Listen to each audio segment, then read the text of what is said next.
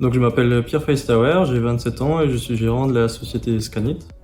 J'ai suivi la formation ingénieur BTP par l'apprentissage entre 2015 et 2018. Alors je retiens la large ouverture sur les différents domaines d'activité qui gravitent autour de la construction, donc de l'étude géotechnique jusqu'à l'acoustique en passant par la formulation du béton et les structures métalliques. La formation a vraiment couvert un large spectre d'activités du bâtiment et des travaux publics. Depuis la fin de la formation, j'ai d'abord été chargé d'études de prix dans une entreprise de travaux publics, dans laquelle j'ai ensuite basculé dans la partie topographie, avant enfin de créer mon entreprise.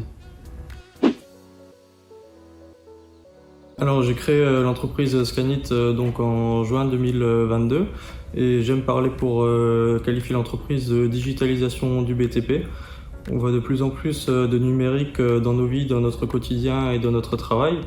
Et de même, dans le bâtiment et les travaux publics, on a besoin du numérique pour avoir des plans, des maquettes 3D de bâtiments, de terrains, que ce soit tout au long du projet, avant de commencer le projet jusqu'à la réalisation de plans de recollement en fin de chantier.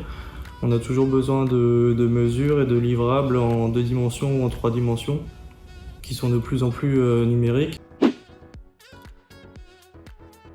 Alors l'idée m'est venue en fait de l'essor que j'ai pu constater du scan 3D dans le bâtiment, avec tout ce qui touche aux maquettes 3D, au BIM, à la collaboration entre les différents intervenants.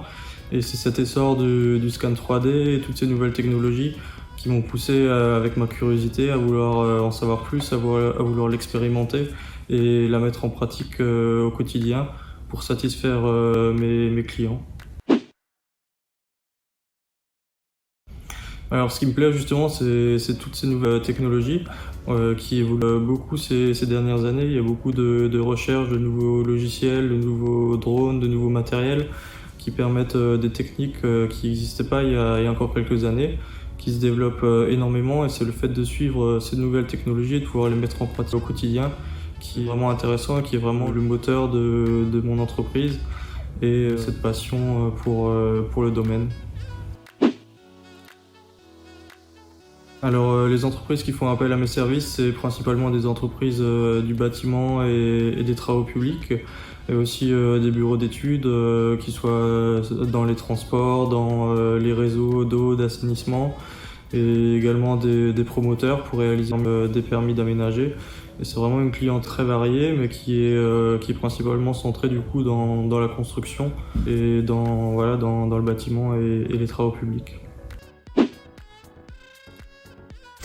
Alors l'alternance, effectivement, ça peut être une bonne piste, étant donné que je suis moi-même issu d'un cursus entièrement en alternance depuis le post-bac, en ayant fait un BTS travaux publics par alternance, puis l'école d'ingénieur en alternance.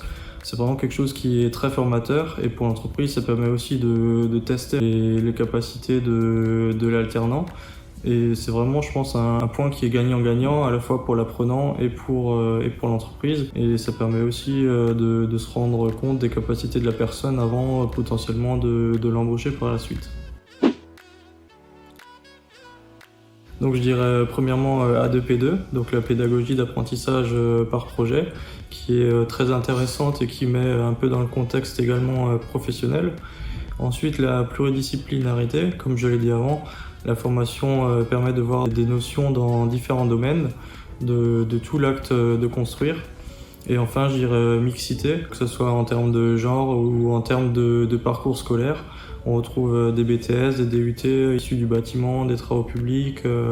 On a vraiment des profils qui sont très différents, et c'est ce qui fait aussi que le travail en groupe est intéressant.